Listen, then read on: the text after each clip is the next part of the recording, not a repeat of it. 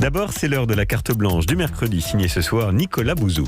Europe Soir, Julien Bugier. Je vous demande de vous arrêter. Je suis très en colère. Écoutez, vous êtes un C'est pour ça que vous êtes coupé de la réalité.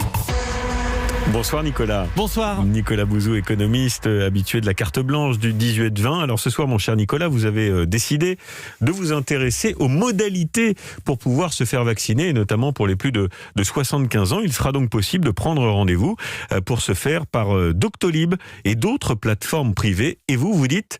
c'est une bonne chose. Oui, c'est une bonne chose. Alors, mon premier argument est de l'ordre de l'efficacité. Cette campagne de vaccination, c'est la politique publique pour la France la plus importante depuis 100 ans, sans doute, parce que pour sortir de la crise sanitaire et pour sortir de la crise économique et sociale, on n'a rien d'autre à ce stade que la vaccination, surtout avec l'arrivée des nouveaux variants. Et la prise de rendez-vous fait partie des maillons importants dans la chaîne de cette vaccination pour que ça fonctionne. Et je pense qu'on doit mettre toutes les chances de notre côté. Donc, il y aura évidemment un numéro de téléphone pour les gens qui veulent prendre rendez-vous par téléphone, mais une plateforme comme Doctolib, elle compte aujourd'hui 30 millions de comptes actifs. Il y a donc beaucoup de Français qui utilisent cette plateforme. Oui, il y a des millions de Français qui prennent rendez-vous avec leur médecin chaque mois via cette plateforme, parce que c'est vrai que ça fait polémique, l'utilisation de ces plateformes privées. Alors, il y a une autre raison qui vous pousse à penser que c'est une bonne idée. Oui, c'est une raison d'ordre économique. Doctolib, c'est une entreprise qui est ce qu'on appelle une licorne, c'est-à-dire une entreprise qui a une capitalisation boursière supérieure à 1 milliard d'euros, et des licornes, en France, on en a malheureusement très peu. On en a une dizaine, et l'enjeu, c'est de les transformer en très grandes entreprises, comme les fameux GAFA américains, dont l'équivalent n'existe pas en Europe. Et faire appel à ce type d'entreprise, à une entreprise comme Doctolib, dans ce type de circonstances, c'est aussi lui permettre de grandir.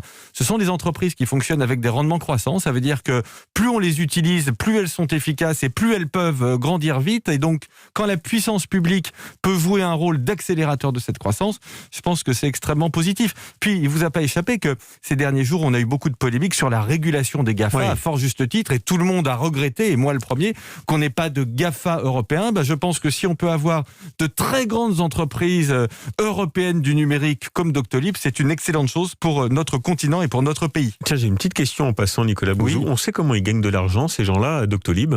Oui, absolument. Alors, ils sont rémunérés par les médecins ou par les hôpitaux. On a de plus en plus d'hôpitaux qui font appel à ce type de plateforme. Pour être présent donc sur la plateforme. Exactement. Très bien. Ça ne devrait pas relever du service public tout de même, ce service de prise de rendez-vous ? Vous avez raison, et je pense que c'est un service public, mais en réalité, un service public, il peut être le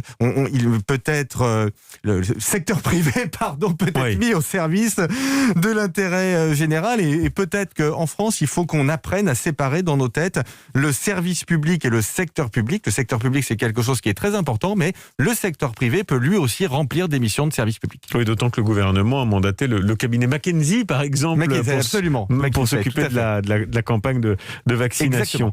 Merci Nicolas Bouzou pour cette carte blanche. Merci à vous.